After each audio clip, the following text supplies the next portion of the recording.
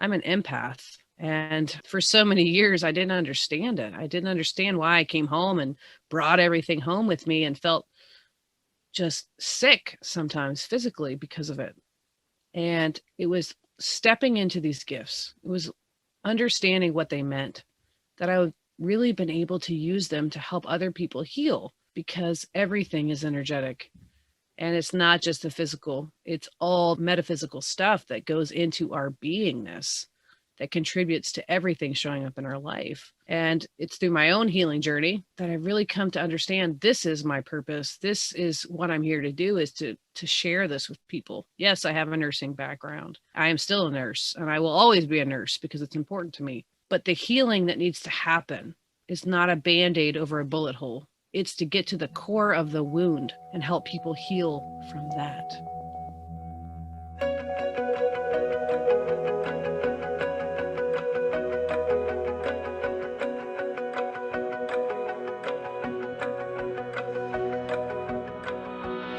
Hi, everyone, and welcome to another episode of Carpe Diem Living the Podcast. I am your host, Shane Gitmed, and today we have Jenn coming from all the way on the East Coast. And what city are you from, Jenn? I live in a very small town called Mechanicsville, Virginia. I'm about a 30-minute drive north of Richmond. Wow. Yeah. Virginia. The last time I was there, I think it was like in 97 or somewhere so long ago. So I don't really remember too much, but I do remember all the trees, and I was in the Arlington area. Is that anywhere near you? It's about 2 hours north of me, near DC. So Nice. Beautiful area, but I live in a very rural area. So lots of farmland, lots of trees, lots of nature. So I'm grateful for that. Yeah. Yeah, I'm so jealous because I think a lot of us, like, if we're not used to that, we're like, oh, like, want to live in the city life. And then you get older and you're like, oh, I actually want to be in nature. Like, that's why everyone goes on retreats now, right? Yes. So that's awesome. But Jenn has come onto the show today to talk about her journey, how she's a nurse and a nurse educator. And she's also very skillful spiritually, like with Reiki Mastery. So Jenn, take it away and tell us about how you got involved in healthcare and what led you into tapping more into the spiritual side of things. So when I started in healthcare, first of all, thank you so much for having me on the show.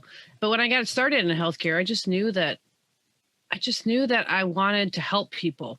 And it was my calling, right? To be a nurse and to really have that connection with people.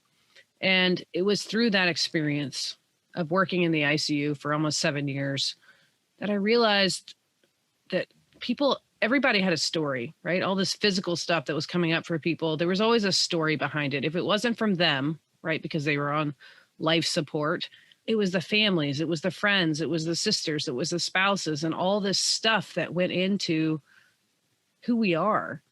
And I recognized patterns, right? Patterns within people, and guilt, shame, resentment, all of those things. And it wasn't until I had a client, or, a patient, not a client, but a patient, who was this handsome young man who had everything. He had money, he had the opportunities, he had everything right there for him, but he had problems and he suffered from addiction. And it was working with him and being with him, being present with him, listening to his story, the things that he felt within him. And one day we so often judge people based on the outwardly, experiences that they have.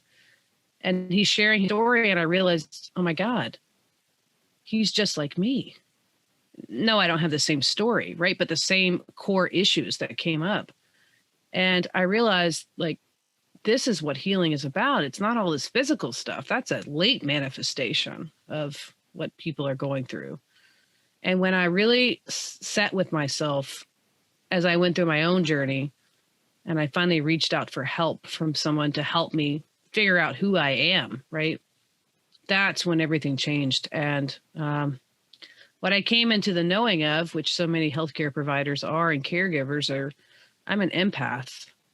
And for so many years, I didn't understand it. I didn't understand why I came home and brought everything home with me and felt just sick sometimes physically because of it. And it was stepping into these gifts. It was understanding what they meant, that I've really been able to use them to help other people heal, because everything is energetic. And it's not just the physical, it's all the metaphysical stuff that goes into our beingness that contributes to everything showing up in our life.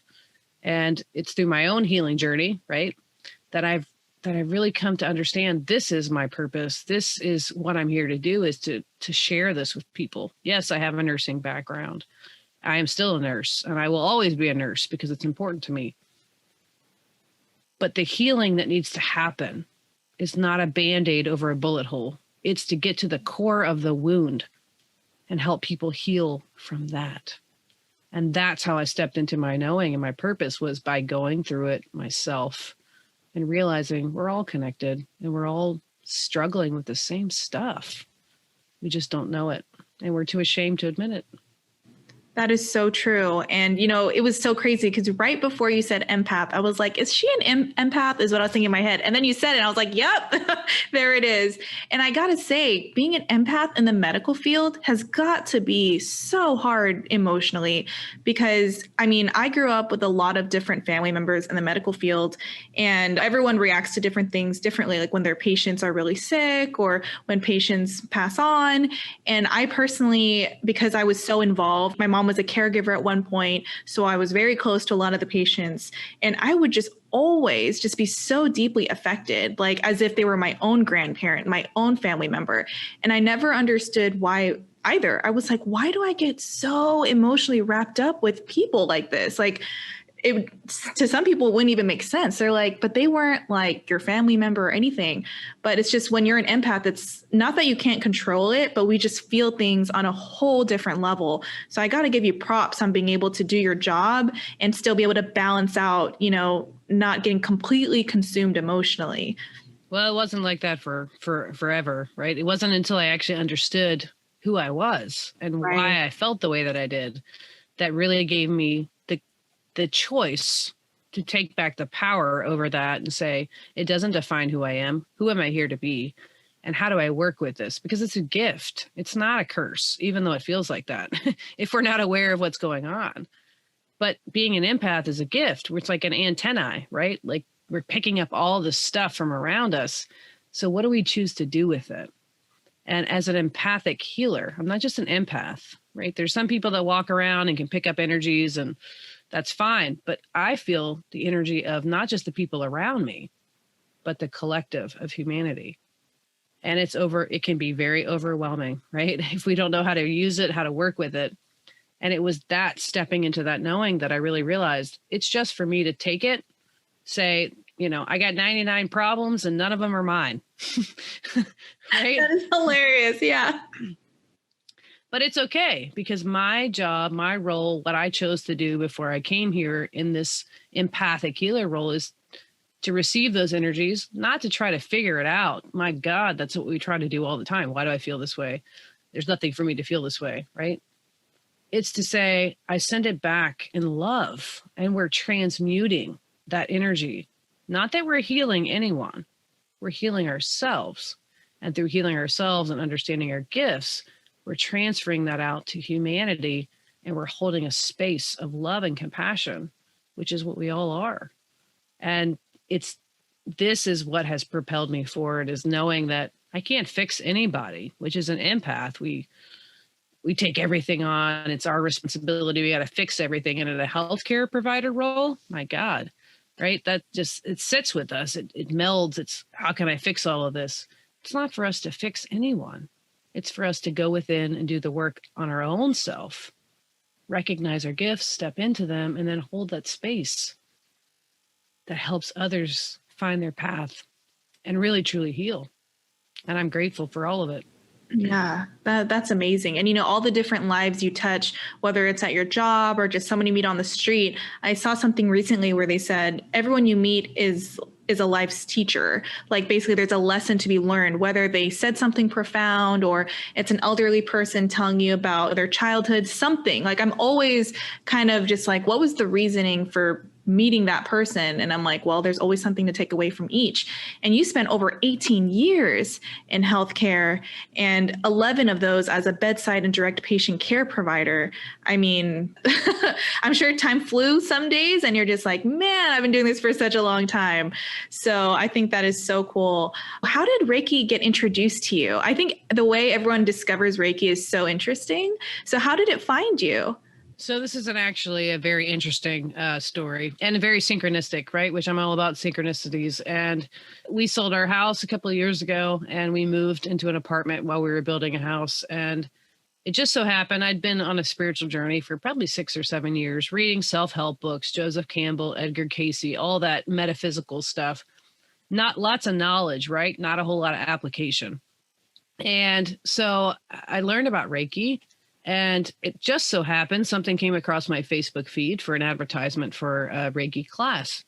And would you know that that class was being held literally right across the street from where I signed up to live in this apartment while we were building our house. And I was like, wow.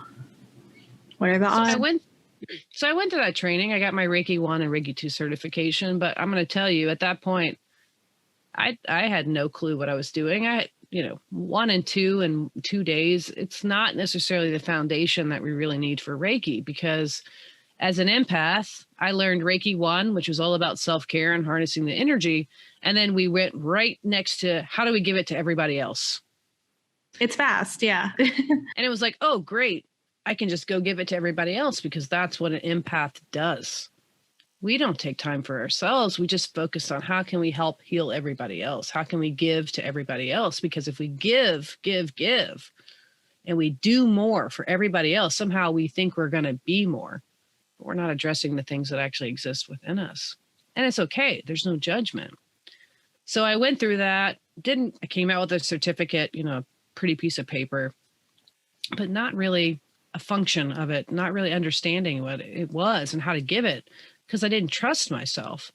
I was feared being judged. What if it doesn't, I'm a nurse. Okay. I perform an intervention.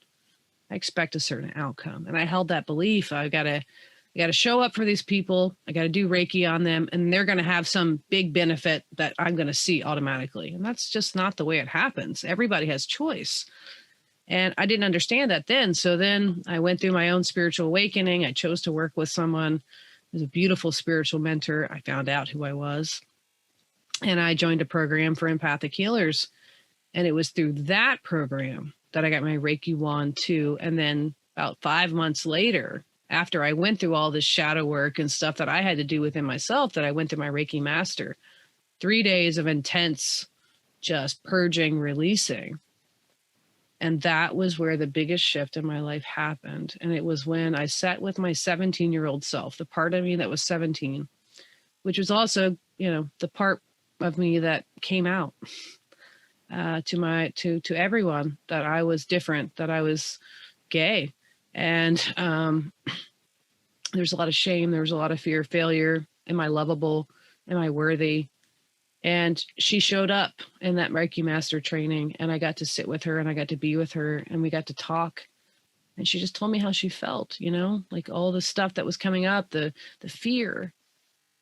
And I remember listening to her put all this projection out on other people about who was to blame, who made her feel this way. And I said to her, I hear you, but who told you all of this? And she was silent for a minute. And then it was, again, all the stuff outside of her, right? And I said, but who told you all those stories that you've told yourself all these years? And she said, I did. And that was the minute that I knew what it all has to do with is we have to rewrite the story that we tell ourselves about our self-worth, about whether we're lovable, whether we're enough. And that is the basis of everything showing up in our life: physical, mental, emotional, spiritual. Who are we being with ourselves?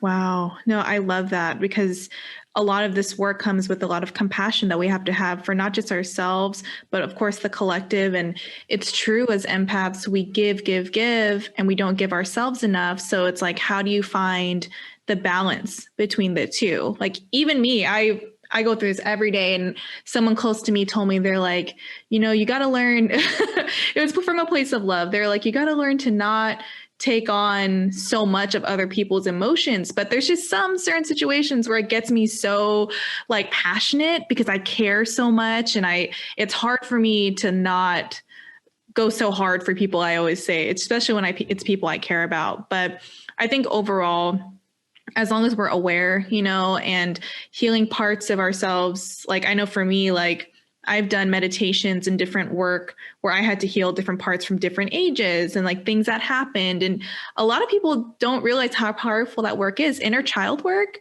it's huge, such a game changer. And we just assume that as we get older, like, oh, that person's like 35, they're supposed to be really mature, or 40. And they're, it's just like, but we forget that even though we're technically aging, internally, we can still be so stuck at a certain part of our life if something was just not managed correctly at that time.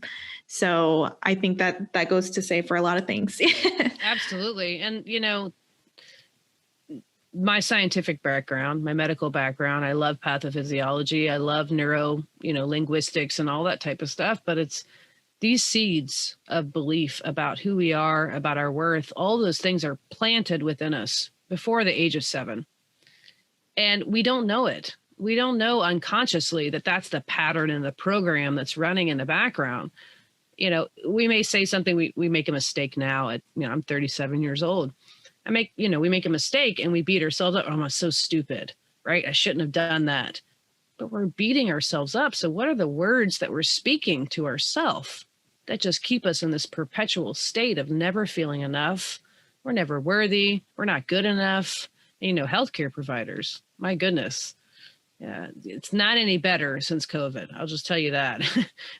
COVID was hell for all of us, and it continues to be that way. And we constantly beat ourselves up because the truth is most healthcare providers are empaths and they don't know it. And it's this cycle, this hamster wheel that they stay on of I'm never enough, I'm never enough, I'm never good enough. And, we all come with our own baggage of stuff from our childhood, from our experiences, and it just reinforces the belief about ourselves. And we just think, I'll just do more, right? Because then if I do more, then everybody else outside of me will see me as good enough, and then I'll feel good. But it's not about that. No. It's about us knowing our worth as we are right now. We don't have to get a degree. We don't have to do this. We don't have to do that. That's great. We can have aspirations. We can have dreams. We can have goals. There's nothing wrong with that. But defining our worth based on how many of those things we have behind our name or what we've accomplished, we're enough already. And that's where true healing begins, is when we recognize that. And we let go of all those beliefs that don't serve us anymore. No, that's so true. And, stress, people can say like, oh, stress is the cause of a lot of illnesses, which yes, but there's definitely a part that I would love to chat with you about of the metaphysical sources of disease and how it shows up in the body. So can you give us some examples of what you've seen throughout your career in the medical field of reoccurring diseases that come up and you're kind of like, that's kind of linked to something here metaphysically? I would just love to get your input on that. Absolutely. And, again, 18 years in healthcare, I've seen a lot of different things come up. So the one that I think that is new to our society, probably within the last 35, 40 years, is autoimmune diseases. Things like multiple sclerosis, things like rheumatoid arthritis, fibromyalgia, all these autoimmune where our body is actually attacking itself. And the energetic charge behind that is, who are we being with ourselves and what words are we speaking to ourselves? I can't tell you how many times I've worked with patients who have that on top of other illnesses that they're dealing with. But the way they feel about themselves, the way they talk to themselves is so negative. And our cells are listening because it's all energy. It's all a vibrational frequency. And of course, in that role, I was made to put a Band-Aid over a bullet hole, right? A pill over top of something and encourage them and empower them. I wasn't always given the freedom, and I didn't know this stuff at the time. But that's one example of autoimmune diseases. Okay, our body is attacking ourself.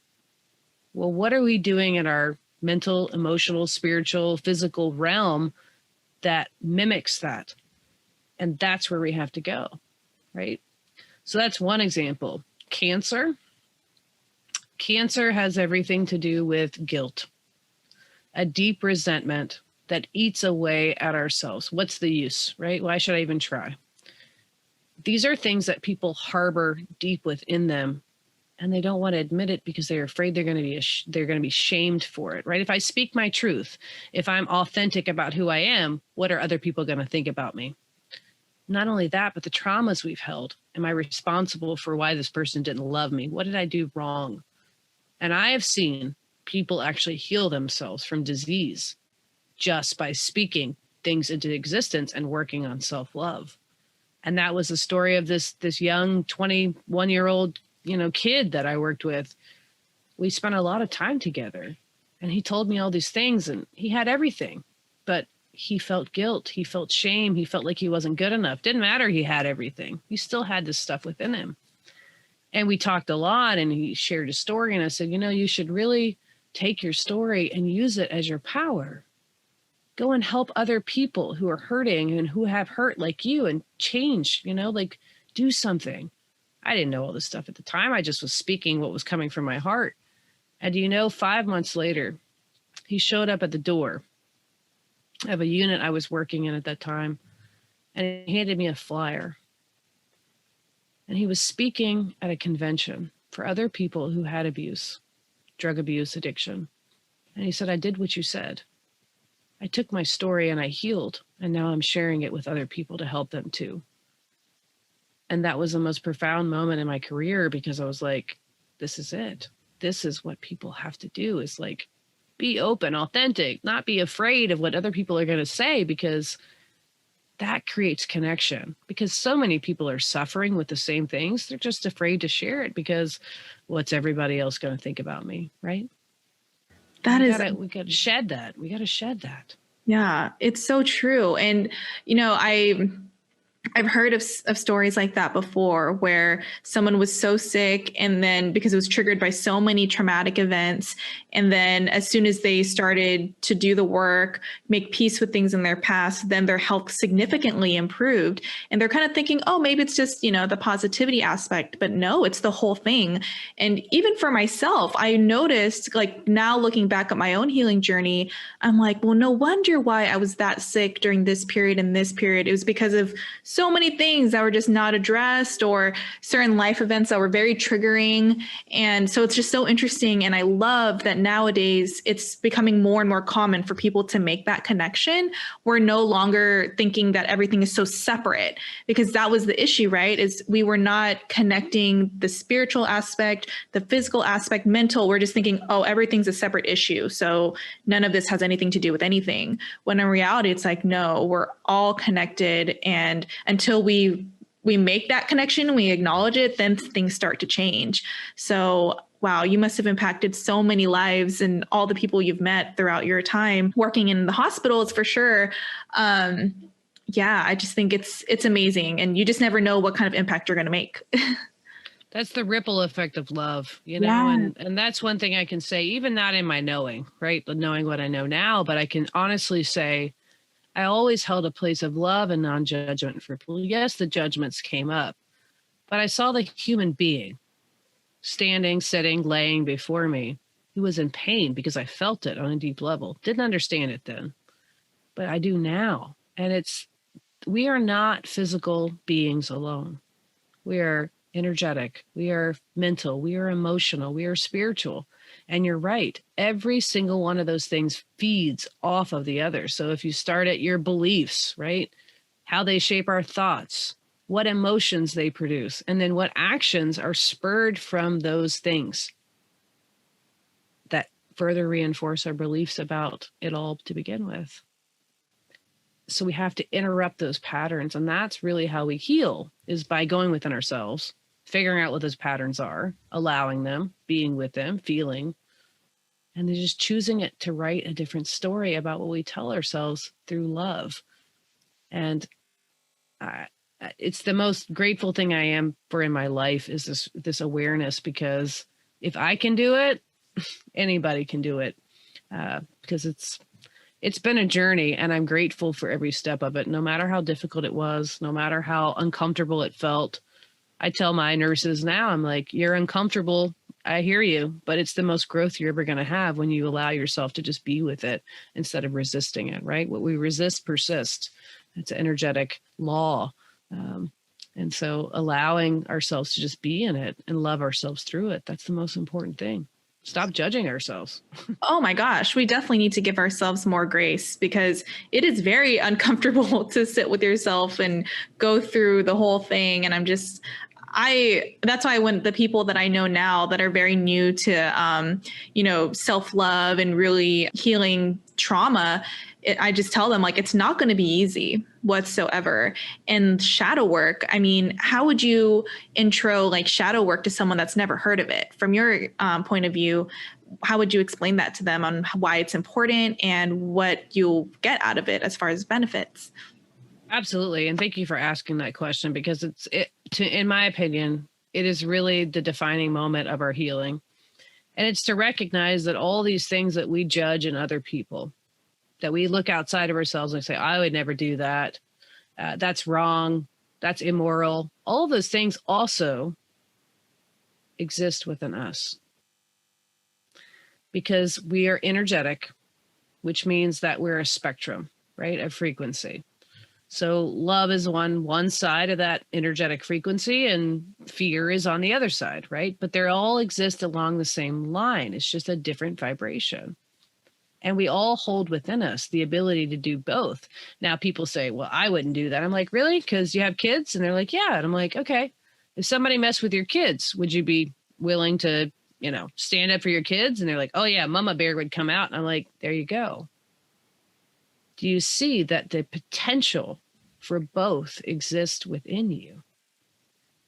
And we go, oh, I would be so angry with myself. We have to love all of those parts of ourselves, because darkness is of the light.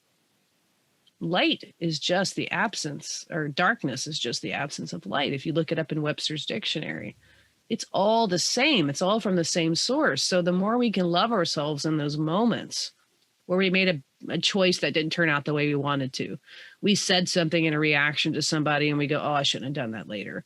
Okay. You don't have to beat yourself up for it. You just have to love yourself through it and notice it's just a part of who you are, right? But we have choice in every moment. So shadow work is really about going to those parts. You talked about inner child before. All those moments that we've experienced, and recognizing and holding compassion for ourselves in those moments where we made the choice that didn't turn out. We said something we didn't want to say, and integrating it into, this is just part of my being, but I have choice in every moment. And the beautiful thing about shadow work is once we can recognize that exists within us, and we hold compassion and love for ourselves in every moment, we can give it to other people no matter where they're at on their journey and on their path. And we can stop being triggered by all these things that people say to us or that they do that don't sit right with us. We can just say, that wouldn't be my choice, but I'm going to love you through it because you're just like me. You just don't see it yet. I love that, because we could definitely all apply that to any type of relationship, whether it's a friendship, a partner, your parents. I feel like a lot of the issues most of us has is just judgment, just unnecessary judgment, or just being too hard on ourselves. Even some days for me, I catch myself if I'm not in the best, I'm not the most productive, or I didn't complete everything on my to-do list. I'm just like, darn, like, how did I not? But then I realized, I'm like, well, come on, you're a single mom with 2 dogs. Like, it's like, I have to really catch it in the second or it just festers. Right. So I tell people that all the time. I'm like, don't let that negative self-talk just like drag you further and further down throughout your day, because that's just not going to do anything for you. And it's just don't. Self-love is so important. And we have to look at every opportunity, no matter what it is, right? Especially the things showing up in our life that don't feel good.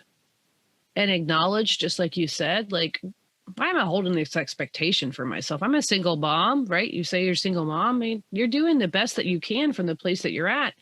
And you should be proud of yourself for that, right? Doesn't matter if you got all the things checked off, but every opportunity, especially the ones that don't feel good, are just simply opportunities showing up in your life for you to love yourself more, not less. But we so often don't because it's not what we were taught. And that's okay. The people who taught us that stuff, they're just like us. They didn't know. And that's what true compassion is. That's where love and self-love and how we change the world is by going within and doing our work so we can hold that space for another. I tell my nurses all the time, I'm like, you gotta say no. You gotta set boundaries. You gotta take care of yourself. And they're like, oh, but I'm going to feel guilty. And I'm like, you matter too. And if you don't fill your cup and you recharge, what are you able to give to other people? You can't. And you feel empty and you feel drained and you feel burnout. That's why it feels this way. And you lose passion for life, right? Or what your purpose is. We have to realize we are a priority. And that's not selfish. It's not, but we've been taught that it is, right? Right. And, you know, your whole aura, it's so calm. I'm like, if I didn't know you, I would have never thought you were a nurse. I got to say, because a lot of medical professionals are just burned out. They're exhausted and you don't really even see them, honestly, because their shifts are crazy. One of my best friends, she works in the lab at UC Davis over here in California, and she works a 12 a.m. to 8 a.m. shift.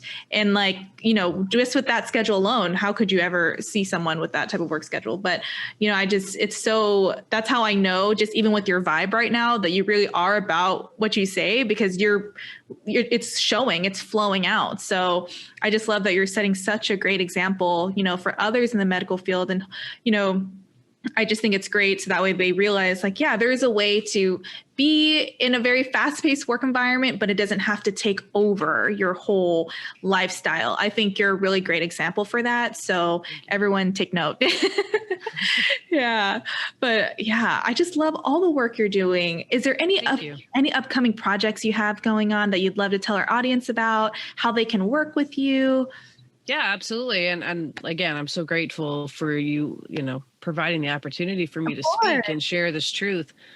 Right now, I do a lot of one-on-one coaching, just where I'm at right now. But I really believe that group coaching is something that is so beneficial to people. So I'm working on that program to make sure that it's meaningful and it provides the results for people if they're choosing to invest in themselves, which they're so worthy of it.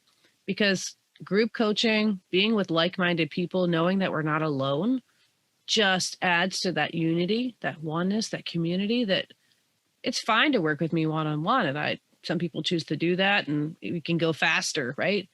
But when you know that you're not the only one who feels this way, all of a sudden you feel safer to just be yourself and then to speak your truth, right? So I do one-on-one coaching. I teach Reiki. I teach all 3 levels of Reiki, all the way 1, 2, and Master.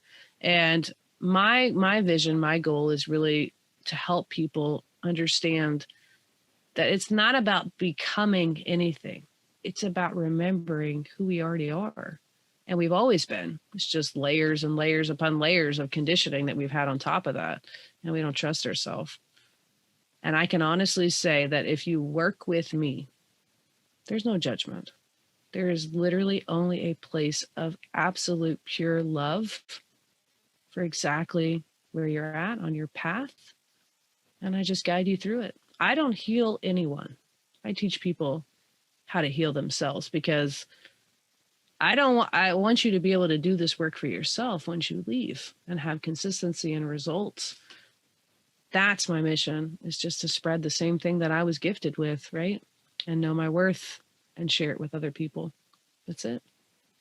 That is amazing. Yes, that sounds like a lot of people could definitely be using that, especially now that things are opening up and there may still be some residual stuff that people are trying to work through now that, you know, even with COVID now that things are opening up, people are kind of triggered about, oh, like now there's like no masks and people are worried about that. And, there's there's a whole new set of emotions coming about. So I know it could definitely be useful to work with someone that can help you through that. So I think that's great. Where can our listeners find you online so they can reach out to you if they have any questions at all?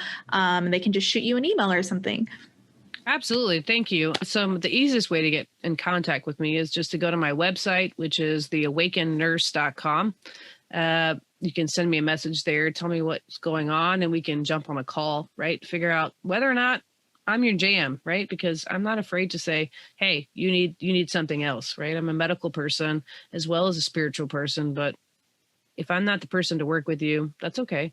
And we'll help you get the what you need, right?